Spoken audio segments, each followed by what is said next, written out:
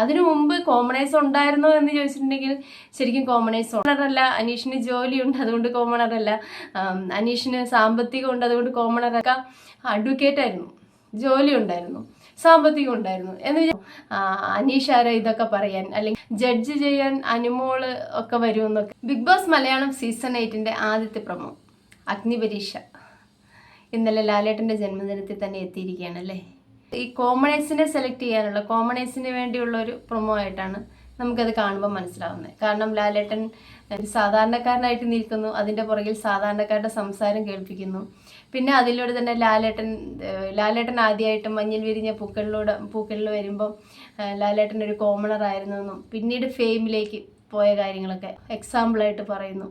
അതെ, ticket to fame. ഈ season 5 തൊട്ടാണ് ഈ കോമണേഴ്സ് എന്ന് പറഞ്ഞ പ്രത്യേക കാറ്റഗറി തന്നെ എടുത്തു പറഞ്ഞുകൊണ്ട് കണ്ടസ്റ്റൻസിനെ സെലക്ട് ചെയ്തുകൊണ്ടിരുന്നത്. അതിനു മുമ്പ് കോമണേഴ്സ് ഉണ്ടായിരുന്നോ എന്ന് ചോദിച്ചിട്ടുണ്ടെങ്കിൽ ശരിക്കും കോമണേഴ്സ് ഉണ്ടായിരുന്നു എന്ന് തന്നെയാണ് എൻ്റെ അഭിപ്രായം. കാരണം ഈ ഡോക്ടർ റോബിനൊക്കെ, അദ്ദേഹമൊക്കെ എന്ന് പറഞ്ഞാൽ ഒരു സാധാരണക്കാരൻ്റെ പ്രതിനിധിയായിട്ട് തന്നെയാണ് അല്ലേ. ഡോക്ടറായിരുന്നു, സാധാരണക്കാരൻ ഷോയിലേക്ക് പോകണമെന്ന് ആഗ്രഹിച്ച് അങ്ങോട്ടേക്ക് കോണ്ടാക്ട് ചെയ്ത് എത്തിയതാണല്ലേ. അപ്പം പക്ഷെ അന്നൊന്നും ആ കോമണർ എന്ന് പറയുന്ന ഒരു കാറ്റഗറി എടുത്തു പറഞ്ഞിരുന്നില്ല.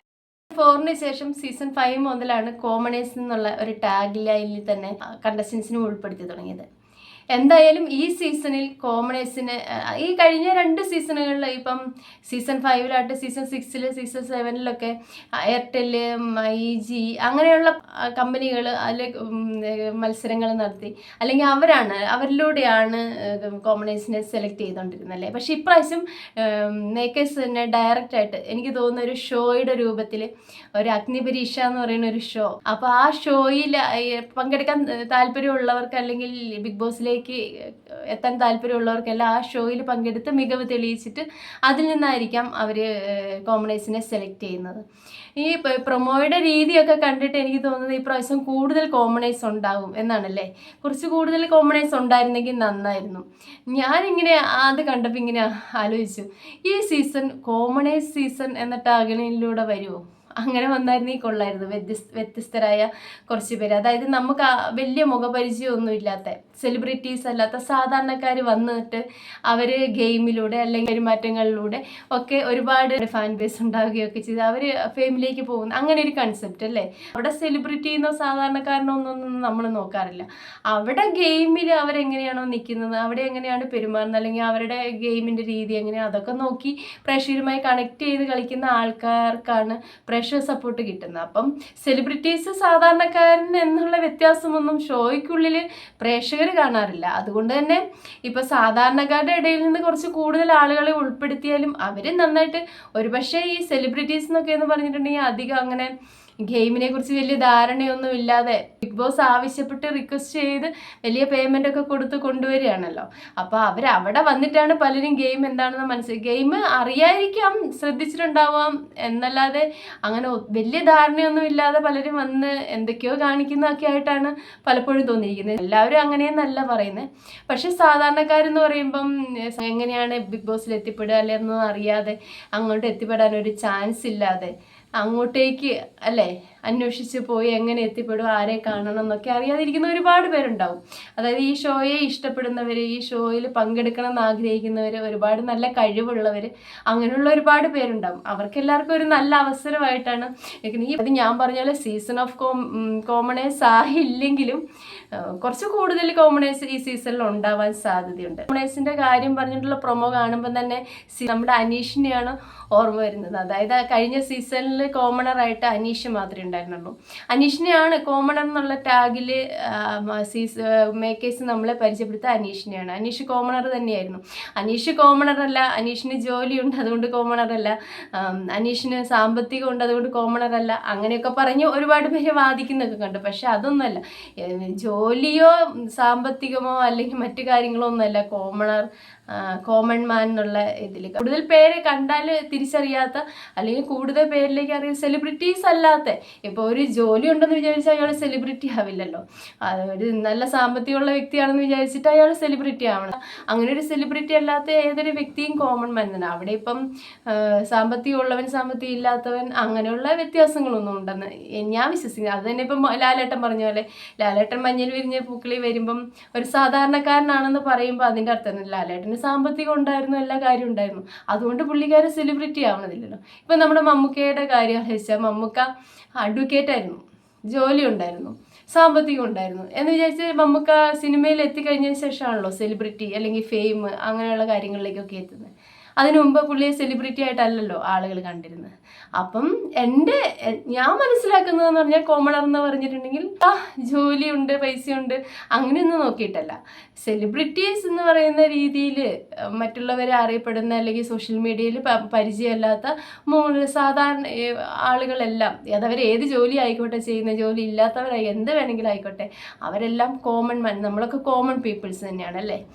കഴിഞ്ഞ സീസണിൽ അനീഷ് അവിടെ എന്താ പറയുക കൂടുതൽ കോമണേഴ്സിനെ ഉൾപ്പെടുത്തണം എന്ന് ആഗ്രഹമുണ്ട്. സെലിബ്രിറ്റീസ്, സീരിയൽ രംഗത്തുള്ളവർ അങ്ങനെ ഉള്ളവരൊക്കെയാണ് കൂടുതൽ വരുന്നത്. അതിൽ കൂടുതൽ സാധാരണക്കാർ ഒരുപാട് പേര് വരാൻ ആഗ്രഹിക്കുന്നവരുണ്ടാവാം.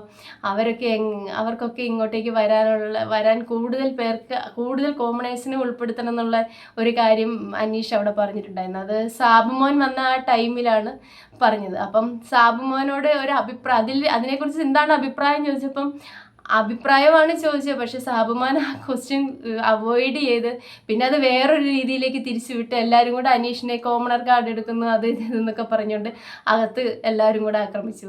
അതേ രീതിയിൽ തന്നെ പുറത്തും അനീഷാണോ തീരുമാനിക്കുന്നത് എത്ര കോമണേഴ്സിനെ എടുക്കണം, അല്ലെങ്കിൽ അനീഷ് ബീബിയോട് ആജ്ഞാപിക്കുകയാണോ, അനീഷ് ആരോ ഇതൊക്കെ പറയാൻ, അല്ലെങ്കിൽ സാബുമാനാണോ അത് തീരുമാനിക്കുന്നത്, അനീഷാണോ തീരുമാനിക്കുന്നത് എന്നൊക്കെ ചോദിച്ചുള്ള ചർച്ചകളൊക്കെ ഉണ്ടായിരുന്നു.